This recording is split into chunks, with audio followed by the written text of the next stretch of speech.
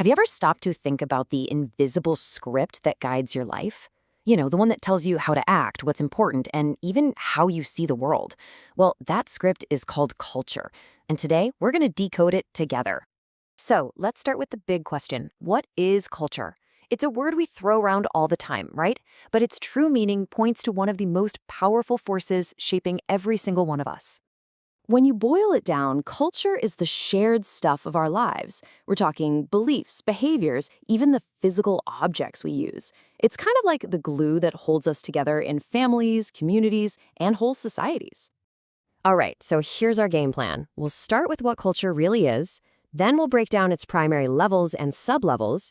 After that, we'll see how all these different identities intersect, and finally, we'll talk about why this all matters in the real world.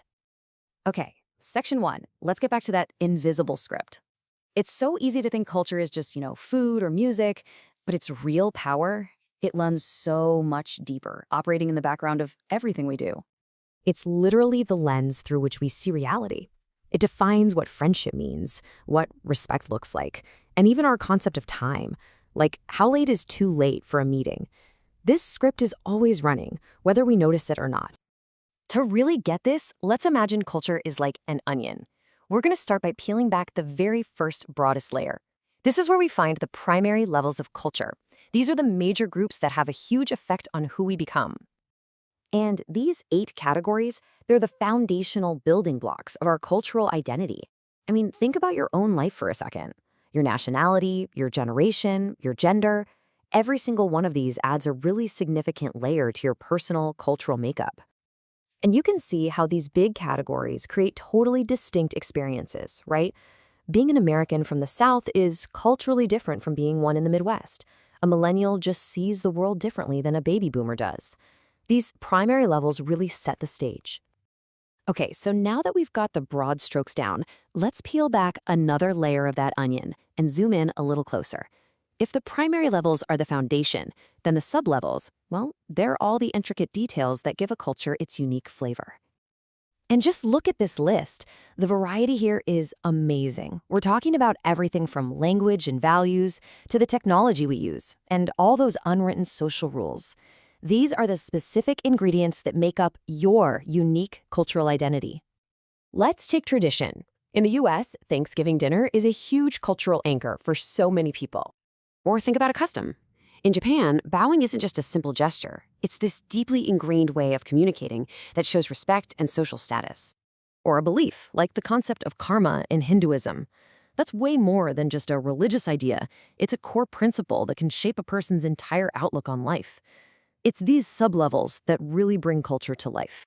So we've peeled back the primary and the sublevels, and now we're at the very core of the onion. And this is where things get really interesting, because this is where we see that these layers don't just stack on top of each other. They mix, they overlap, and they interact in all these dynamic ways. There's a name for this, and it's called intersectionality. It's the idea that your experience isn't just about being, say, a woman or about being American. It's about the totally unique experience that's created by being an American woman, where those two identities intersect and actually influence each other. Let's look at a delicious example. Okay, so take someone whose primary levels include being Hispanic and also living in the Southwest US. The intersection of those two identities creates something brand new and culturally specific, a sublevel like Tex-Mex cuisine. See? It's not just one or the other. It's this unique thing that comes from their combination. Okay, so we've talked about levels, sublevels, intersections, but why is any of this so important?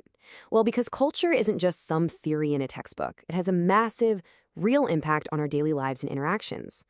I want you to picture a classroom. Student A comes from a culture where you show respect by listening quietly and never questioning the teacher. But student B, they come from a culture where you show you're engaged by debating ideas and challenging things. Now, neither student is right or wrong, but if you don't understand their cultural scripts, misunderstandings are pretty much guaranteed to happen.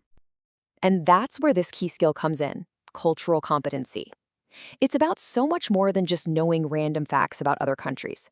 It's about actually developing the awareness and the skills to navigate these differences with respect and effectiveness, whether you're in a classroom, a hospital, or a business meeting.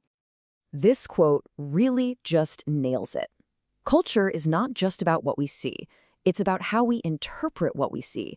Two people can see the exact same thing happen and walk away with completely different interpretations, all because of their cultural lens. What this all means is that becoming culturally competent isn't like crossing a finish line. It's a journey that never really ends. It means we have to constantly be learning about others, unlearning our own biases, and relearning how we see the world. It really just demands curiosity and open mind.